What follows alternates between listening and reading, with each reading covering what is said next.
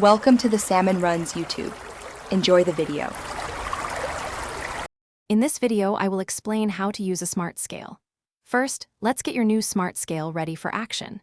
Carefully unbox your device and insert the necessary batteries, usually 3 or 4 AAA batteries. Next, grab your smartphone or tablet and download the scale's dedicated companion application. Once installed, open the app to create your personal user profile, entering details like your height and age. Finally, connect your scale to the app using either Bluetooth or Wi-Fi, following the on-screen instructions. Now that your smart scale is set up, let's ensure you get the most accurate readings. Always place your scale on a hard, flat surface, like tile or hardwood, avoiding carpets which can affect precision.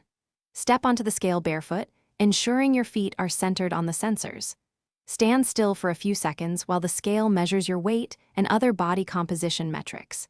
Keep your companion app open on your phone. This allows your data to sync automatically and seamlessly. With your data collected, it's time to understand what those numbers mean.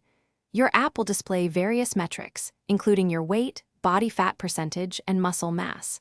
Pay attention to the trends over time, as these provide more insight than a single reading. You'll also see metrics like body mass index, or BMI, and bone mass. Remember, these numbers offer general insights. For personalized health advice, always consult with a qualified healthcare professional who can interpret your specific data. To maximize the benefits of your smart scale, here are a few helpful tips. For the most consistent readings, try to weigh yourself at the same time every day, ideally in the morning before eating. Keep your scale's surface clean by wiping it with a soft, damp cloth. Avoid harsh chemicals. When the low battery indicator appears, replace the batteries promptly to ensure continuous operation. Finally, store your smart scale in a dry place, away from direct sunlight or extreme temperatures, to prolong its lifespan. Thanks for watching. Consider subscribing if we helped you.